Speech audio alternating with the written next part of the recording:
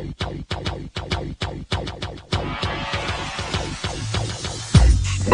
to the Odds Breakers, number one place for shared sharp betting information. All right, welcome back to podcast 63 of 2019. I'm your host, Kiev O'Neill. You can tweet me at OBKiev. Tweet us at the Odds Breakers. Follow us on social media / the Odds Breakers. This episode is being brought to you by mybookie.ag. For a 50% sign-up bonus, please visit MyBookie and use the promo code TheOddsBreakers. Terms and conditions apply. If you'd like to help us out with our costs, sponsor the podcast. We'd love to help you out.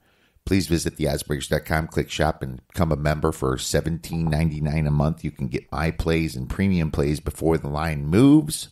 For $2 more, you can have all that and the podcast a little bit early by becoming a patron subscriber. And if nothing else, please visit theoddsbreakers.com and become a free picks newsletter subscriber. And our picks did okay this week. They're kind of still hovering around even here. Tennessee was our largest play. I actually had two bets on that. Hit that at -10 and -12. It was we had that as a 4-star play. Hit that. Made us 7-7 in college for the week, including Thursday's game, and we were 3-3-1 in the NFL. But our largest bets hit in the NFL, which was nice. The Miami Dolphins hit. But I got to tell you, we're going to start with recapping the NFL, and I tweeted this out. But Adam Vinatieri has costed me a lot of money over the season. I mean, I cannot believe how many field goals this guy has been missing, but he did it again. The Steelers and the Colts were at a pick'em when I gave this out, and he missed an easy 40-some yard field goal by a lot, and it lost the game for the Colts. So you already had bad things going against you with the Colts because Jacoby Brissett went out, and you had to deal with Brian Hoyer the Destroyer. Hoyer the Destroyer of all your sports bets. And he actually almost did it this time. But unfortunately, Vinatieri came in, and if the camera went on him, if you saw his face, you'd be like, man, something is wrong with that guy. This is not good. And then what happens? He goes up and misses the field goal. So that certainly didn't work out too well. But either way, it's the NFL. Always got to be glad if you can come out positive money. Chiefs beat the Vikings by 3. A lot of people are on the Vikings because of the whole Mahomes thing and Matt Moore. Well, Matt Moore turned out to be the guy that people thought he was going to be anyway, because a lot of the same people bet the Chiefs. They were at home against the Packers at the +3, right? Or +4, +5. And the Packers beat them by 7 points. And then they're only +2.5 against the Vikings. And then those same people went out and bet the Vikings. I didn't think that made a lot of sense to me. That's saying that the Vikings are, well, at least better than the Packers. And then now you think they're a lot better than the Packers because the Packers just, handled them pretty well. So that did not make sense to me while people were betting that side. I stayed away from this game because I could see it going either way personally. But Kirk Cousins did okay, just not quite enough. The Chiefs got some injuries back on defense, which definitely helped them a little bit. Buffalo destroyed the Redskins, scored that touchdown at the end with a couple minutes left to cover their spread. 24-9. The Redskins haven't had a touchdown in millennia. I don't know when the last time they scored an offensive touchdown. Hundreds of years. Jaguars versus Texans, this game in London. We hit the under in that game, but I'll tell you this. The Jaguars, how do you not score more than 3 points on a J.J. Watt less Texans team? The Texans actually look good this game. It was just kind of one of Bill O'Brien's looking good games.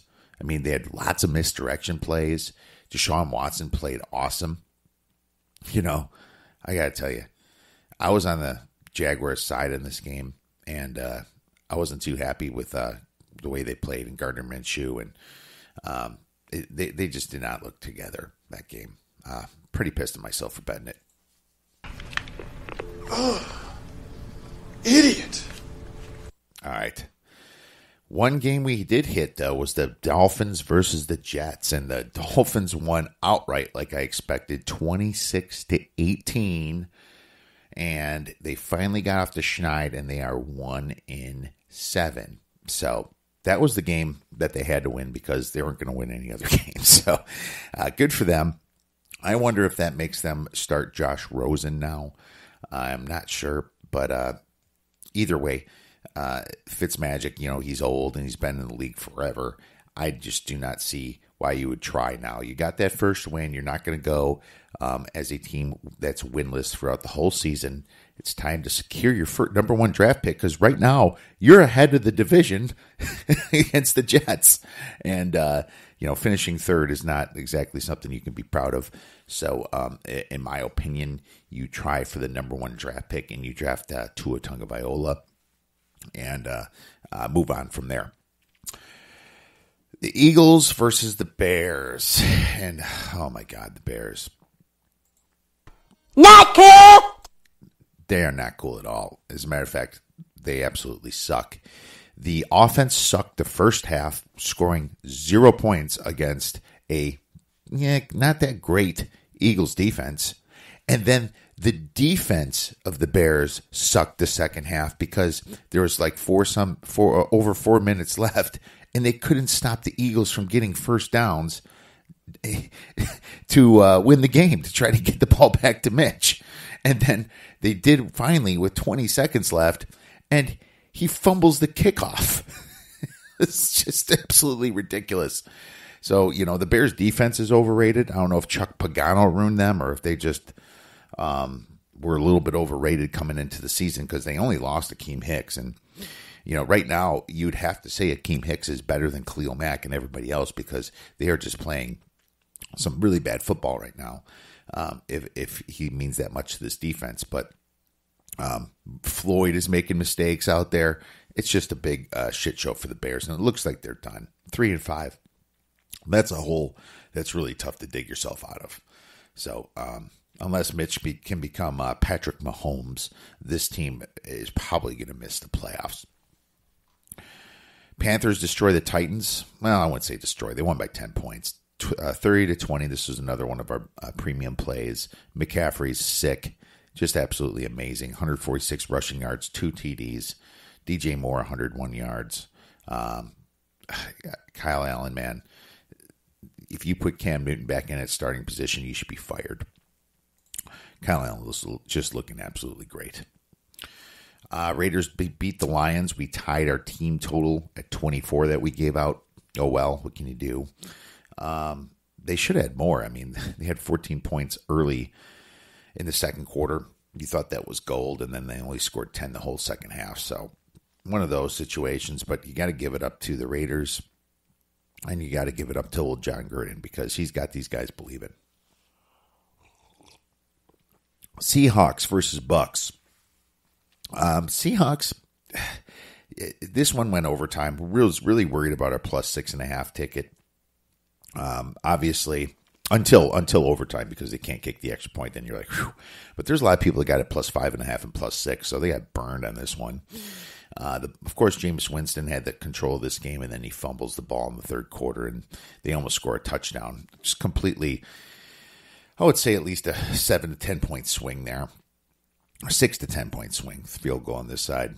They got the field goal on the other side. So that's what it was, but it ruined people's tickets. So that's just Jameis for you. But the Bucs were definitely the right side. Russell Wilson's amazing. 5 touchdowns, 378 yards. Like I said, he's going to be the MVP. But Seattle did outgain them. But Tampa, they just too turnover prone. Now, here's a game that was weird. The Browns versus the Broncos. The Broncos freaking win straight up with their quarterback, Brandon Allen. And Brandon Allen's got 2 TDs, 193 yards, managed the game well. Baker Mayfield, 273 yards, 1 TD. Refs give them a terrible spot on a fourth down, a terrible spot. And even the review showed you it should have been better than what it was, but since it couldn't give you the exact placement, it just gave the ball to Denver.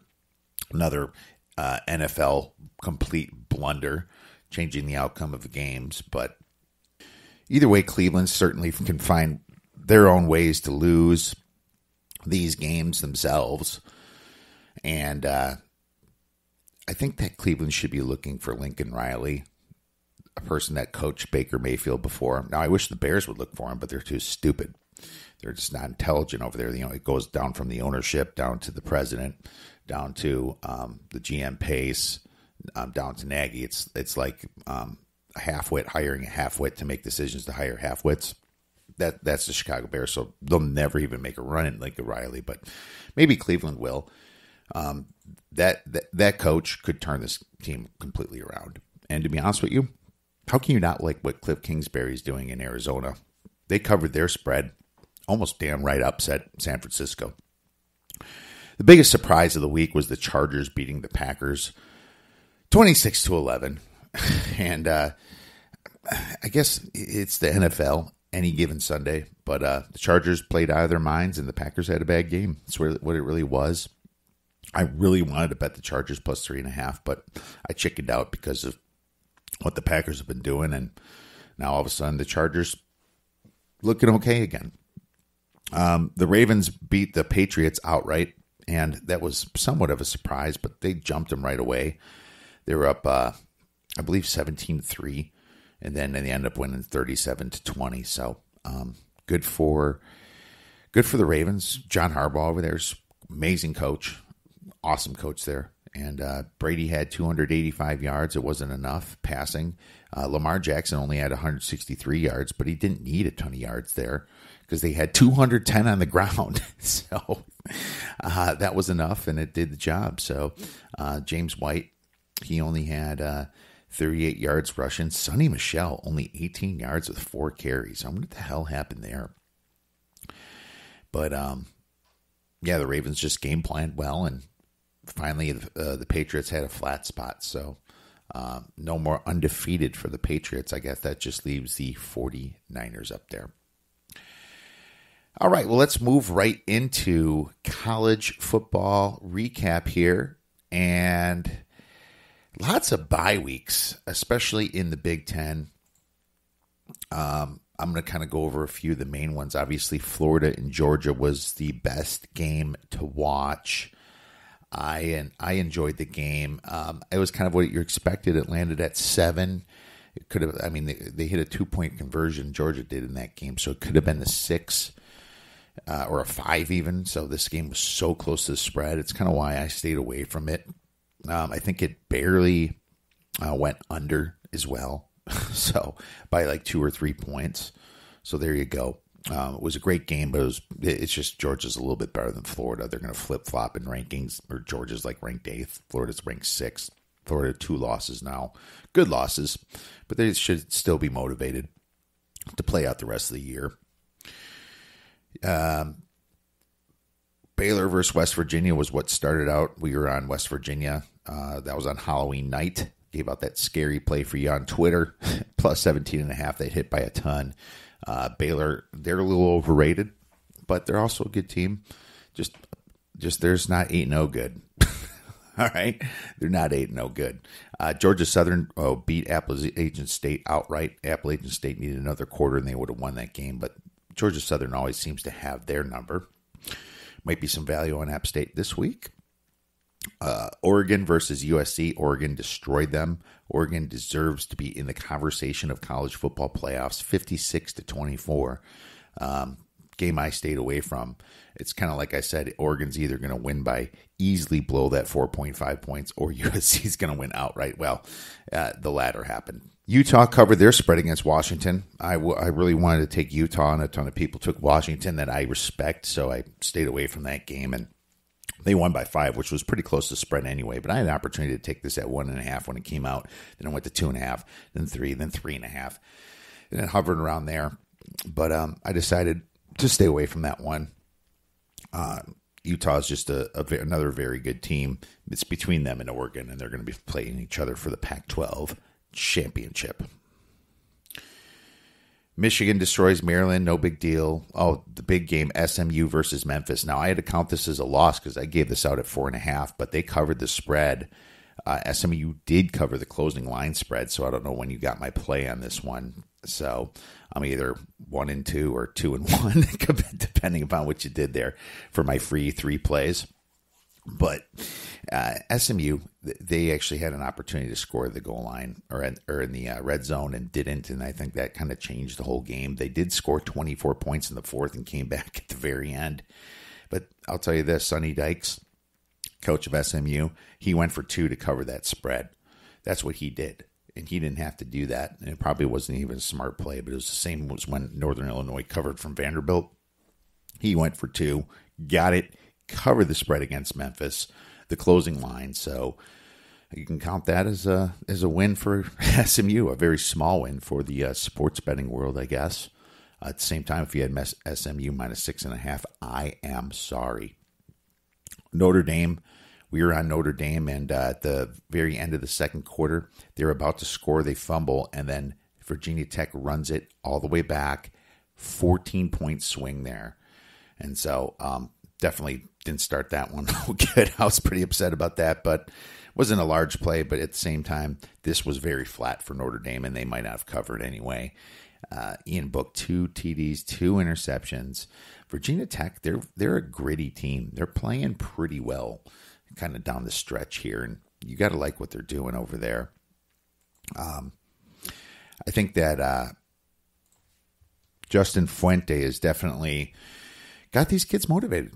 So you got to be happy about that if you're a Virginia Tech fan. We'll see kind of what they do here to finish out. They are actually, believe it or not, 5-3 this season. Very close to bowl contention. So good for Virginia Tech. But like I said, there's a ton of teams on buys. Ohio State, Penn State, Iowa, Wisconsin. Lots in the Big Ten that were on buys. So not a ton of college action here. Let's see if there's anything else significant that I want to talk about. And now Wake Forest blew out NC State. Cincinnati barely got by East Carolina. That was interesting. 46-43. So thought that was very interesting. But that's all the time we need to spend on this one.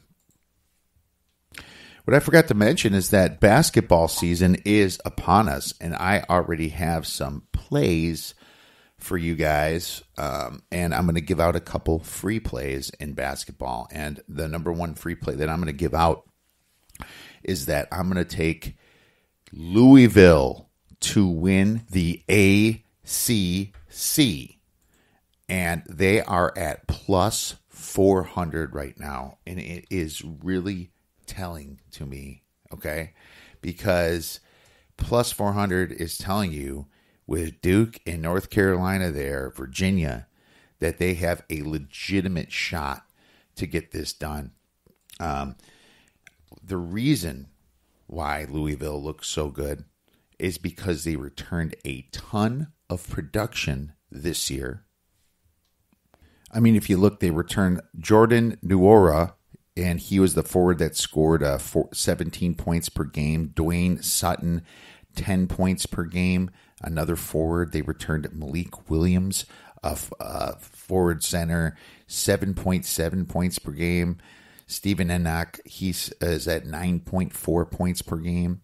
And they only lost Kristen Cunningham. He was at 10 points per game. And a couple guys at 3 points per game. So I got to tell you, Chris Mack and this Louisville roster looks really, really good. And they had some very good recruits as well. They're pretty loaded here. So the important thing to this plus 400, and this is regular season winner of the ACC, not the ACC tournament play, is that they only played Duke once and they only played North Carolina once. That's very important in their schedule. Only play those powerhouses once each.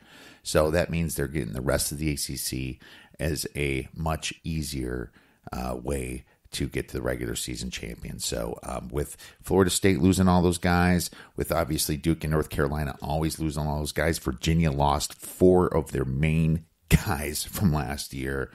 Louisville is certainly the play for me at plus 400 to win the ACC. And you can obviously use that as your free future play from us.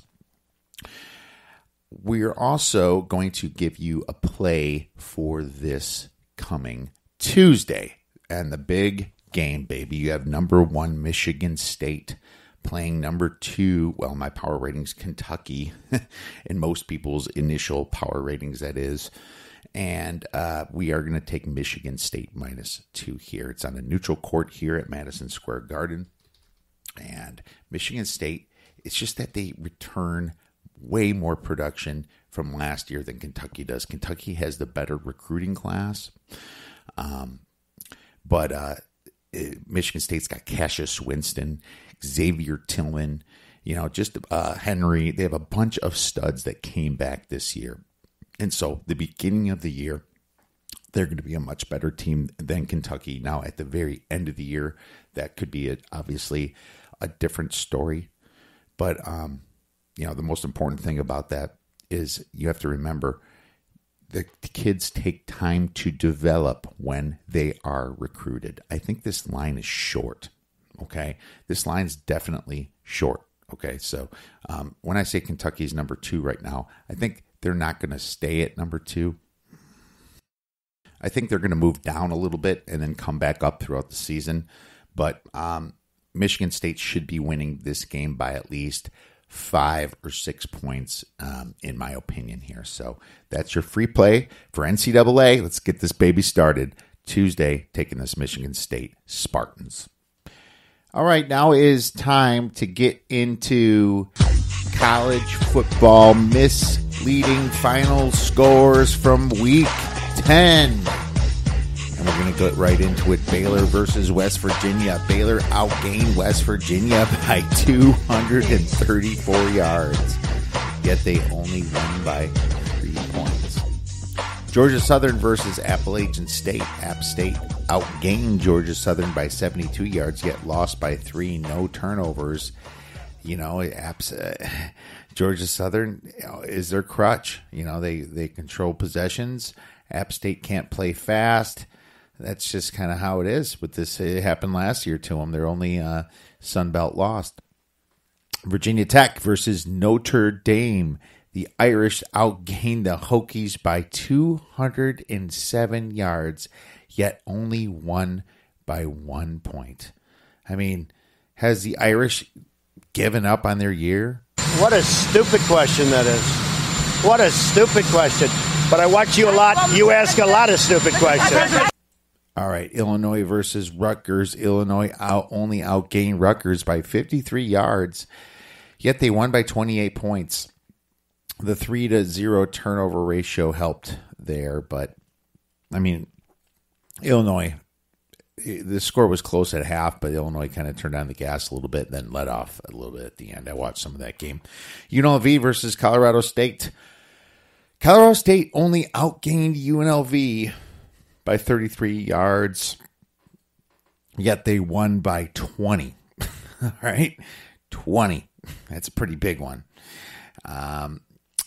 Ole Miss versus Auburn. Auburn outgained Ole Miss by 241 yards, yet only won by 6 points, equal on the turnovers as well.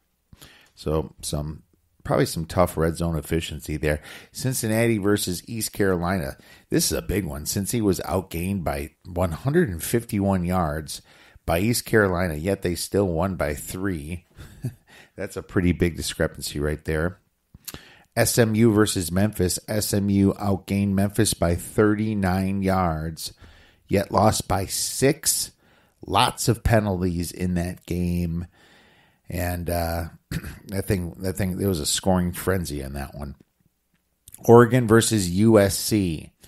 Oregon only outgained the Trojans by 50 yards, yet they won by 32 points due to a 4-1 turnover ratio. Pretty big one.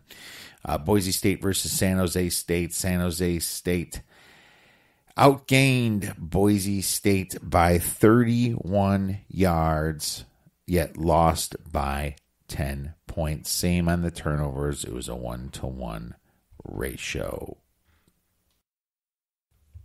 Now it's time to get into college football week 11 betting spots. And we're first going to start with letdown spots. We have Georgia Southern at Troy. Georgia Southern beat Appalachian State last week, is a large double-digit dog.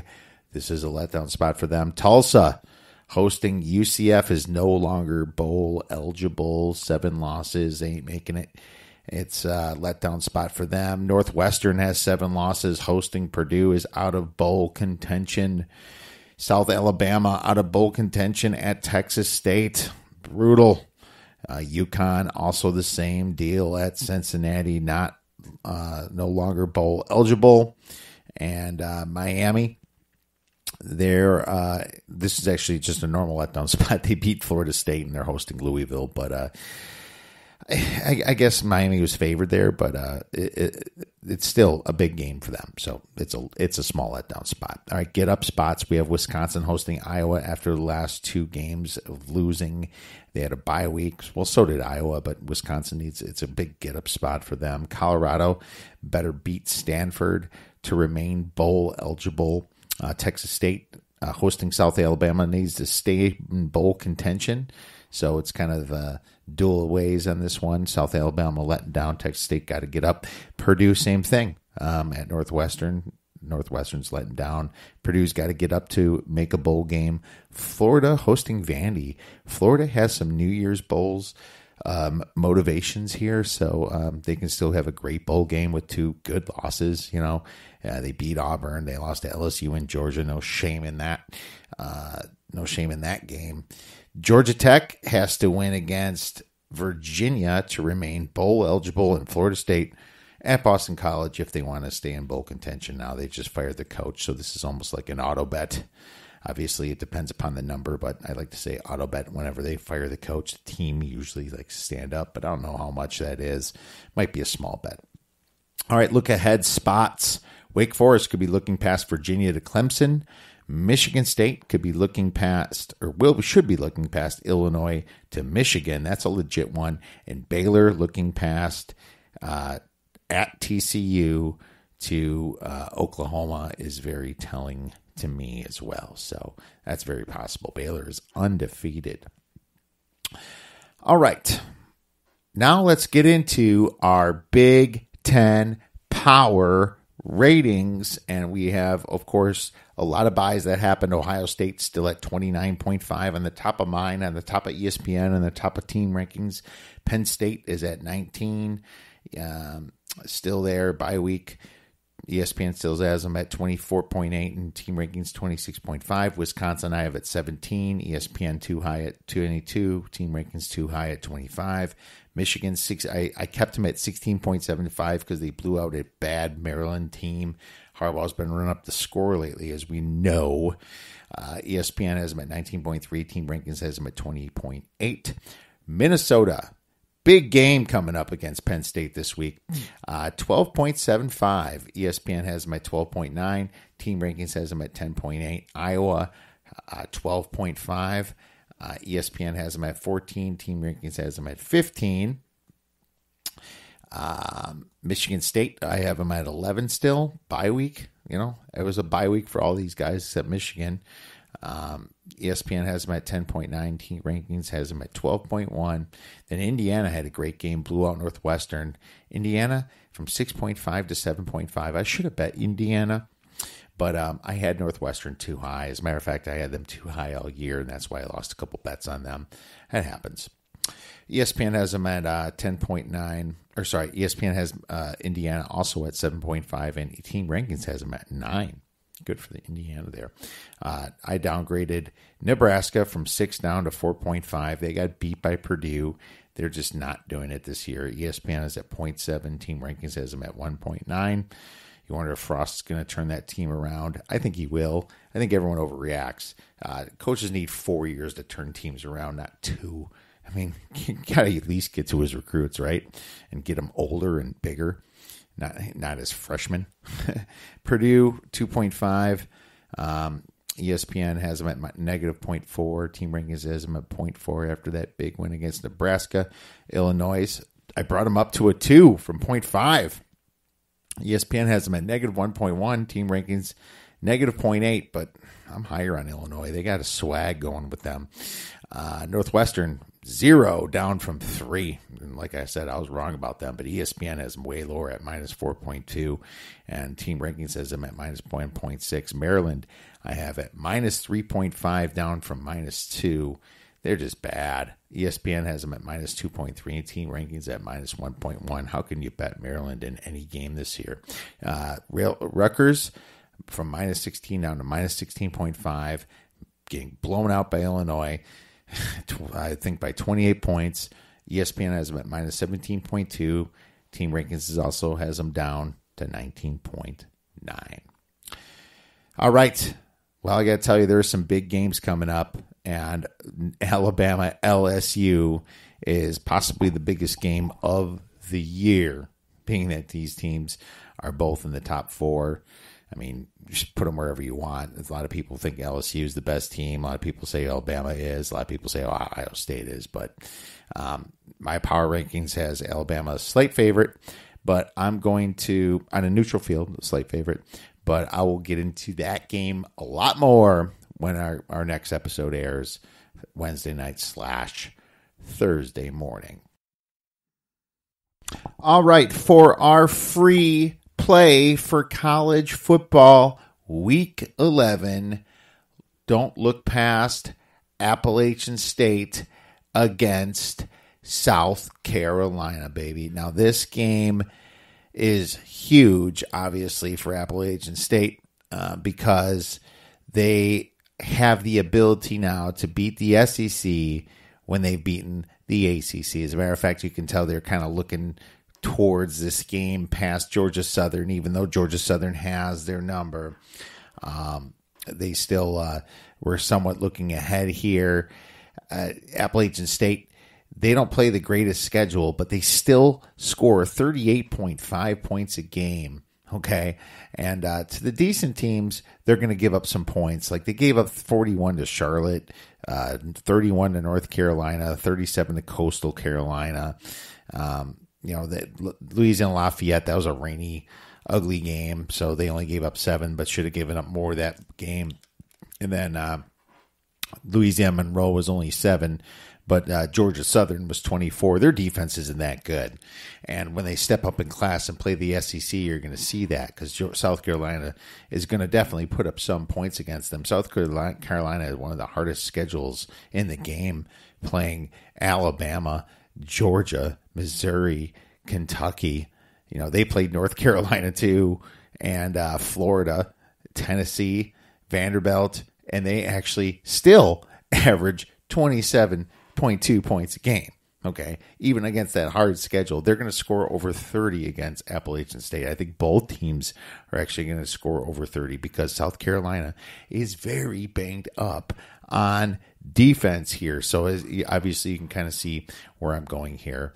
The total is a little bit too low at 52 points. So I think that this total should be around 58 to 60. I like the over. We are taking the over for a couple stars here, and that is your free play for college football week 11. Let's get into a little fantasy football with our guy, D Nasty. And now we are going to get into our fantasy football week 10 segment, and we have our guy, D Nasty, back to break down this week's injuries, bye weeks, waiver wire, busts, and guys that are trending up. This episode is brought to you by Thrive DFS Fantasy Football for prop betting. Please visit theoddsbreakers.com/Thrive-DFS for a $10 sign-up bonus. Dave, how the hell you doing this week, man? How's fantasy treating you? Fabulous. Winning almost all my leagues this week. And my Dynasty Sleeper of the Week last week went off. 20 carries for 95 yards, a tutty.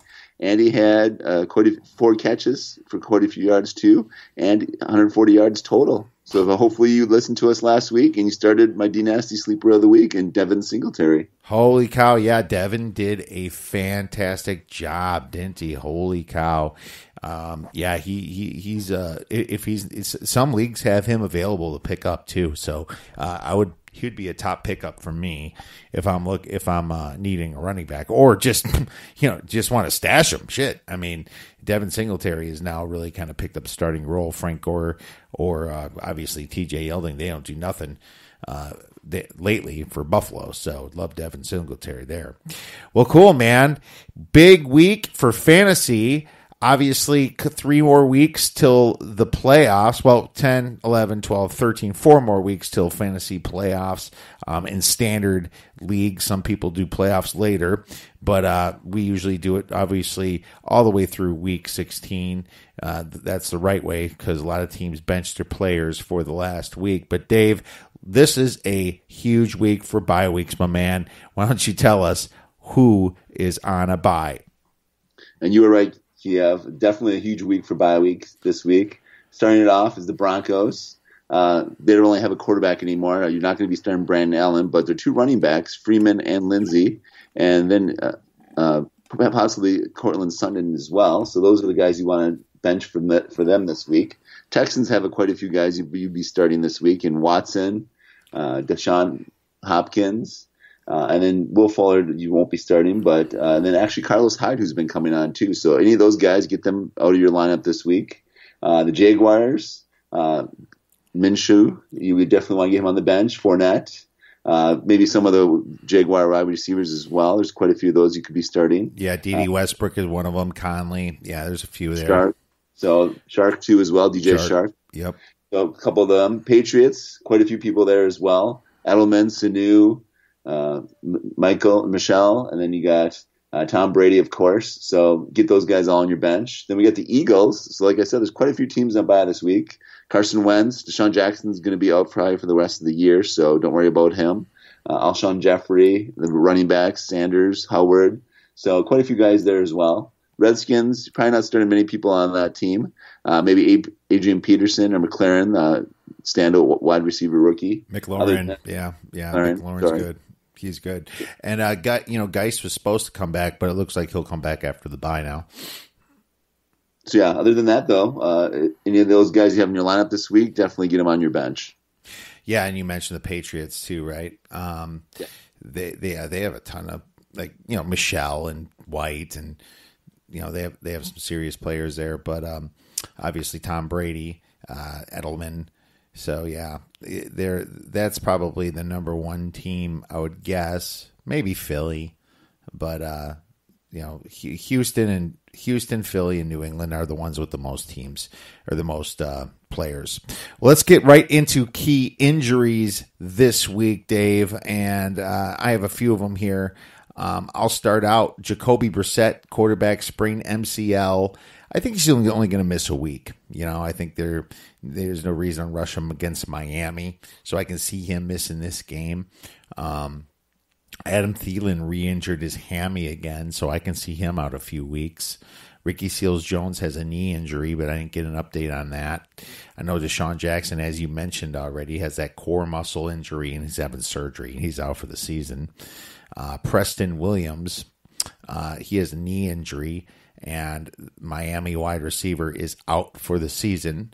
Le'Veon Bell has a bit of a knee injury. He's a little bit banged up. And then I'm going to mention 4 players that should be coming back this week, Dave, that used to be some very big fantasy names. And I'm going to start with Kareem Hunt. He is back from suspension to play for the Browns. Patty Mahomes, he should be back. He's been eyeing up week 10. So, there's a very good chance he's going to play.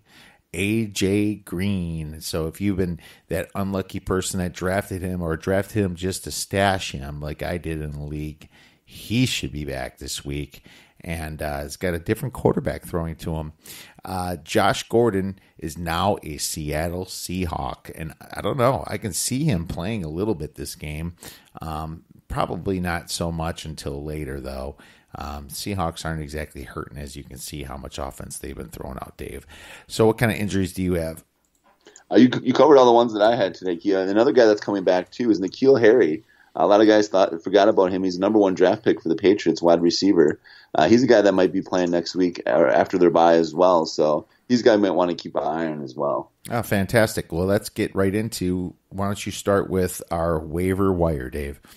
Sounds good. Well, we might have talked about this guy before, but he's still only owned in 18% of leagues right now. Ryan Tannehill, he keeps playing well for the Titans, actually. So he's a guy you want to think about picking up.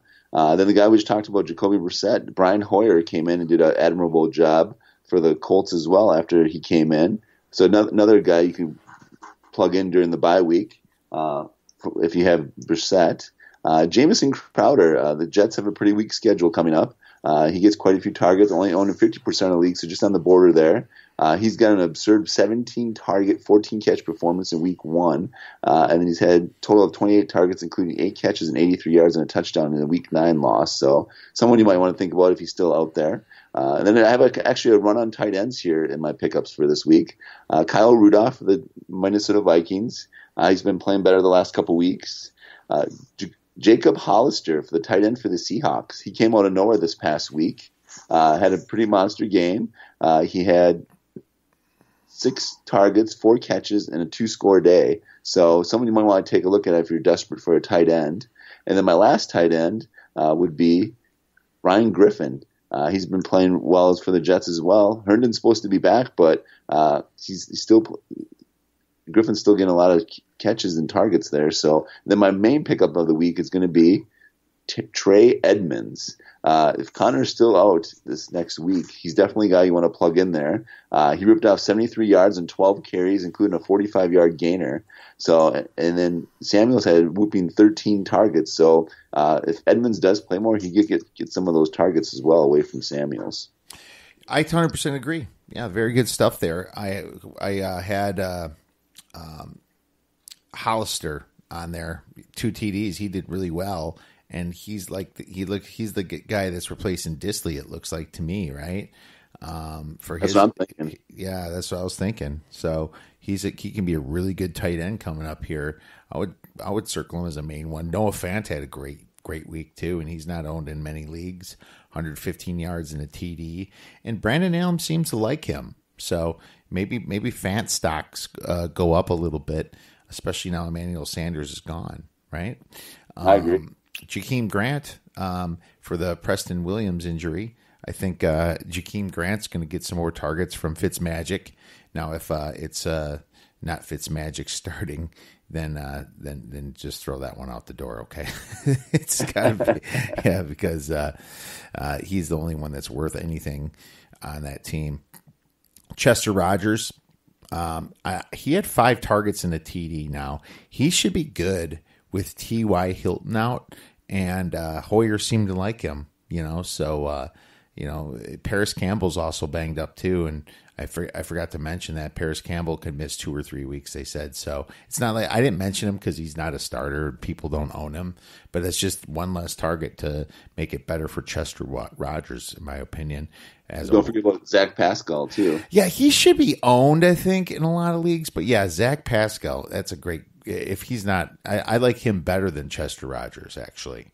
But, a lot of people had Pascal as the second guy there, I guess. Andy Isabella – now, he's only owned in 1% of leagues, but he did well with Kyler Murray last week. 20 fantasy points, and he has a very easy matchup this week against Tampa. Laquan Treadwell with Thielen out. If Thielen's going to be out 3 or 4 weeks, Treadwell's going to get more targets. He got 5 targets last week. Ted Ginn, good matchup against the Falcons this week. I like Ted Ginn here. Their safeties are so banged up there. One of them's out, obviously, Keanu Neal. So out for the season. Ted Ginn can have a big game. Corey Davis, good matchup against Kansas City Chiefs, bad D this week. I love the Trey Edmonds one, Dave. I totally agree with you. 12 rushing attempts and 73 yards. I have Raquel Armstead as another running back flyer. And I'm mentioning so many right now because of the 6 bye weeks. There's just so many people on bye. Raquel Armstead had 5 targets and 65 yards for Jacksonville. Unfortunately, Jacksonville's on a bye, so I just kind of contradicted myself there. But with Fournette, missing passes, he missed a couple last game. I can see Raquel Armstead getting some more time in the passing game there. They got to do something in Jacksonville. They're losing some, only scored 3 points last game. And if you're really, really desperate in a 2-quarterback league, Ryan Finley is now the starter for the Cincinnati Bengals, at least for this week. So there's one for there. Non-starters trending up for week 10. Dave, why don't you go first? Quite a few I like this week, but the first one I'm going to start off with, we forgot to mention this as well, Mark Walton. He is the starter now with Kenyon Drake being traded. He did get a 4-game suspension tonight, so he will not be playing the next 4 games. Kalen Ballage is going to step up for him, actually. And then a deep sleeper is going to be Myles Gaskin, a rookie they have as well. So he should get some carries as well, depending on them signing another running back. But those 2 running backs are someone you might want to keep an eye on this week as well if you're looking for a pickup this week. So definitely, Ballage is a guy I like this week against the Colts. There's quite a few matchups. Chargers, Raiders. I do like most of those guys in both those teams. Chargers and Raiders don't have very good defense for either one of them, but especially the Chargers players I like this week, especially Mike Williams. I can see him breaking out against the Raiders' poor defense. I do like the Ravens players this week. Gus Edwards, actually. I could see him having a great day against the Bengals. He's a guy you don't think about, but he is the backup there. He does get some carries as well behind Ingram. It's another guy you might want to think about. My boy Devin Singletary, I look for him to have another big week this week. I do like him a lot against the Browns. Jets and Giants, I like Daniel Jones this week against the poor Jets defense. And then Golden Tate as well, I do like this week too. Cardinals Buccaneers, I like all the guys in the Bucs and the Cardinals because they both have horrible defenses. So Kyler Murray, Jameis Winston, Isabella, that you mentioned, I like him this week. I really like Christian Kirk this week, actually, over Isabella, though. Kirk's back and healthy, and he's been getting targets the last couple weeks more than Fitzgerald. So Kirk would be the guy I like the most in this matchup, Buccaneers-Cardinals matchup. And then I do like the Saints as well. Maybe even Latavius Murray, keep an eye on if Kamara's back or not. But Latavius Murray I like a lot in this one. He's still going to get some carries even if Kamara's back. That's pretty much all I had then. Well, that's really good. Actually, that's a lot of them. I had some of those as well, and of course, I have Ted Ginn playing that terrible Falcons D. I have Corey Davis and AJ Brown against the Kansas City defense. I think Kansas City defense is not that good. I think neither was Corey Davis either. I don't like Corey Davis. I had him in a couple of my leagues. I dropped him. He still has done nothing. He had one good week this whole year. So you still love him. That was your boy. It was, but not anymore. You're right. I haven't heard you mention him in the last few weeks, so that must have been it. He had all the talent in the world too. Well, I guess okay. All right. AJ Brown then, but maybe AJ Corey Brown. Davis. I agree with. If Corey Davis goes off this week, I'm gonna mention it next week, Dave. So, Golden Tate's a non-starter. Well, most cases a non-starter against a bad Jets D that I really like. And Christian Kirk's another one, for that people might not start. And I think he's just going to overtake Fitzgerald for targets, but it's a bad Tampa Bay team there. Brian Hoyer, the Destroyer, against the Dolphins is a flyer. If your quarterback's in bye, and let's just say you have like Gardner Minshew, which hasn't exactly been lighting it up, you might want to start Brian Hoyer against the Dolphins. I know it sounds friggin' nuts, and it's very ugly, but sometimes you got to take these ugly ones to get you to the playoffs. Trey Edmonds, running back, I think he's getting a lot of carries for Pittsburgh this week, obviously, Dave, right? I think so. If Connor's out, keep an eye on that, but I think Connor's going to be out again this week, though. I think so, too. And Marquise Brown against a bad Bengals defense. I like him. Lamar Jackson throwing him to him this week. All right. Well, some of the same. I'm going for bus now of week 10. Guys you don't want to start. And unfortunately, Nick Chubb, Dave, running back for the Browns. Now Kareem Hunt's going to be in the mix. So that just takes a little bit more away from him. And it's probably going to, affect what's his name? Higgins? What's the Hillard, that's it. It's going to affect Hillard probably a little bit more than him, but it's going to affect him a little bit because I remember how much of a beast Kareem Hunt was. That's still dangerous. A little nervous for Chubb owners, maybe if you can sell high right now on him. Chris Carson against the 49ers D. Now, I know Quan Alexander's out for the Niners, and I love Quan Alexander, but they still have a great D. It's going to be mostly throwing the ball for Seattle. I think it's just going to be a shootout there. Ezekiel Elliott, and I can't believe I'm saying this, you probably still have to start him, but I'm not super excited against him against the Vikings D. They'll key in on him, too. They're not stupid. Zimmer's not stupid over there. Sam Darnold, he's just on a bad team. You can just forget about him and cut him. and Jalen Samuels, wide receiver versus the Packers D. Not too excited. Curtis Samuel, not Jalen. Curtis Samuel. Yeah, sorry, Curtis Samuel. And that's who I have for bust. Dave, who do you have?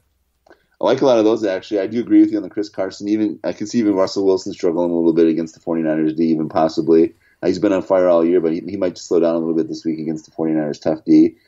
Even Dak might struggle a little bit against the Vikings. They're pretty tough pass rushing wise, and they got a pretty good secondary too.